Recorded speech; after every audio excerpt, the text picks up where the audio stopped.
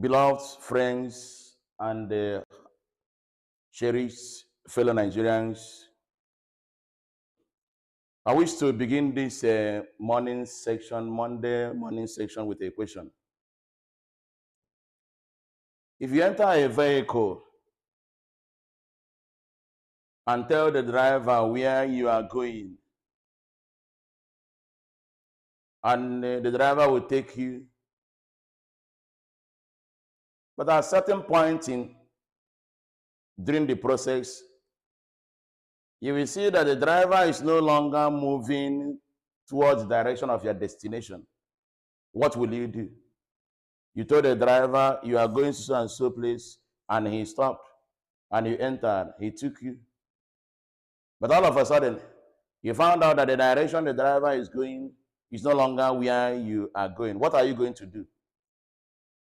Definitely, the true answer is you have to stop, leave the vehicle, and then move on to another vehicle that will take you to the place where you are going.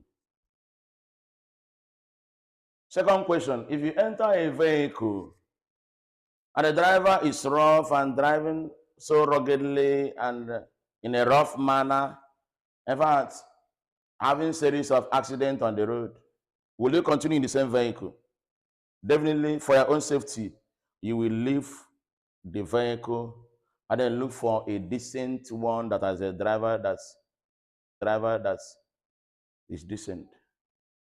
But one can manage a vehicle that has a problem in which you are the driver. You will know how to manage the vehicle until you reach your destination. But entering and remaining in a vehicle that is not going to your destination is suicidal and catastrophic. A number of people have criticized P2B for leaving ADC to NDC. But I can tell you,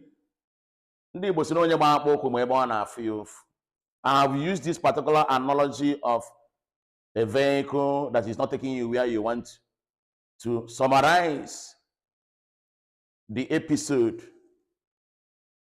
or why P2B left ADC to NDC. If you are deeply involved in the politics of this country and you have conscience, you can't remain in a system that is too deadly and too dangerous, that doesn't align to your genuine and righteous motive. The people be left recently, yesterday, that moved from ADC to NDC. Because that vehicle he entered is no longer moving towards the direction of his aim and the purpose. When you are deeply involved in this part of Nigeria politics, you will see how endemic and hydra-headed the corruption of this country is. Let me read out what Peter Obi said. Fellow Nigerians, good morning. He said, I woke up this morning after my church service with deeply reflective heart. And despite every constraint, I felt compelled to share these thoughts with you.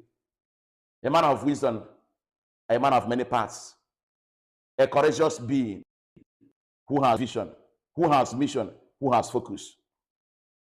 He said, many people do not really understand the silent pains some of us carry daily, the private struggles, emotional burden, and the quiet battles we face while trying to survive and serve sincerely in difficult circumstances.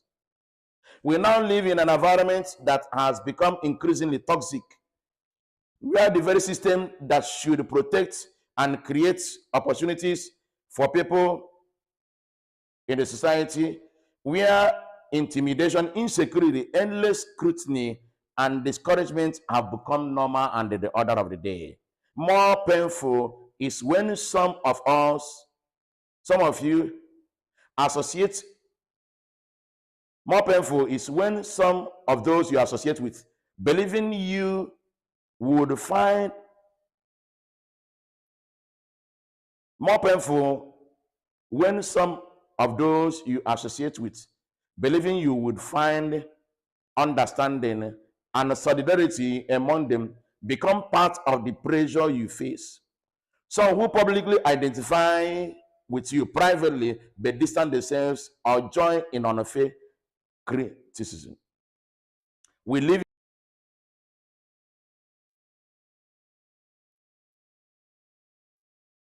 Respect is seen as lack of courage, and compassion is treated as foolishness. A system where treating people equally is questioned simply because you refuse to worship status, tribe, class, or power. Personally, I have never. Okay, what about that one? Let me state it categorically. My decision to leave ADC is not because of anybody. Okay, going down, we say, however, the same Nigerian states and its agents that created unnecessary crisis and hostility within the Labour Party that forced me to leave now appear to be finding their way into ADC with endless court cases, internal battles, suspicion, and division instead of focusing on deeper national problems and playing politics built more on control and exclusion than on service and national building. Even within spaces where one labors sincerely, one is sometimes treated like an outsider in one's own home. You and your team become easy targets for every failure, frustration, or misunderstanding, as though honest contribution has become a favor being tolerated rather than appreciated. And when you choose to leave, so that those you are living can have peace, and you step out into a code, you are still maligned. Your character is questioned, despite all your efforts to continue working for a better Nigeria and engaging people with sincerity and goodwill. Those who do not wish you well continue to attack your character and question your intention.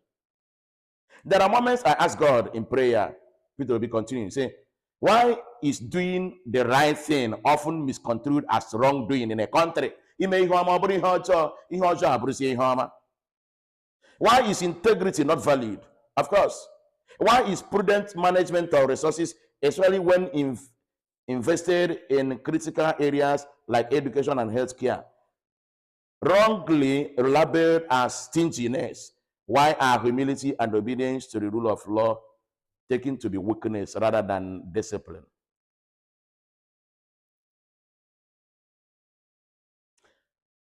Very important point. He said, let me assure all that I'm not desperate to becoming president or vice president or senate president. I'm desperate to see a society that can console a mother whose child has been kidnapped or killed while going to school or work. I'm desperate to see Nigeria where people will not live in ID camps, but in homes. I'm desperate for a country where Nigerian citizens do not go to bed hungry, not knowing where their next meal will come from. Yet, despite everything, I remain, and so on and so forth. Beloved brothers and sisters, you can see somebody who knows where he's going. The corruption in this country is too endemic and hydra-headed. It's only take a man to make a courageous statement and stand. And that is actually what he has done. You cannot remain in a vehicle that is not taking you to a destination. Remain there for the fact you have entered the vehicle. No. There are certain times that you must stand and take a courageous step. It might not be palatable to people around you, but you must take a step courageously because of what you believe in. I applaud him. See what Arnold said about him when he heard about his decamp from ADC to NDC. He praised him because Peter Obi took a rightful step.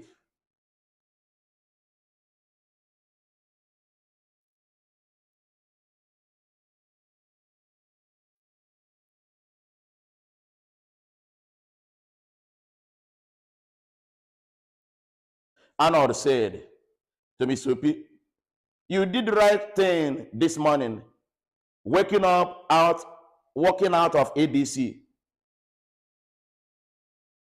You did the right thing this morning. Walking out of ADC took courage. It also took clarity. You named what most Nigerians have been afraid to name, that the same states and its agents that captured Labour Party in 2023 captured ADC in 2026, the same machine, but different JC. That's the truth. And we said it out. Brothers and sisters, you don't remain in a vehicle that is not taking you to your destination. Any normal human being and right-thinking human being will move away from a vehicle that is not taking you to a destination into a vehicle that will take you to your destination. This is exactly what P2B has done. Nigeria is our country, and we must have to work for its growth and betterment. Look at Atiku was asked in an interview, you are so old, people are clamoring for a new generation and so on and so forth. First of all, he was asked, are you optimistic that we are going to get the ticket? He said, of course, I'm very optimistic. And he was asked, what about your age? We need a younger generation and so on. He said, let the younger generation come and compete. How can a valuable personnel, maybe an intelligent human being, a genius, but with a poor financial background, how can he compete with a political and financial juggernaut?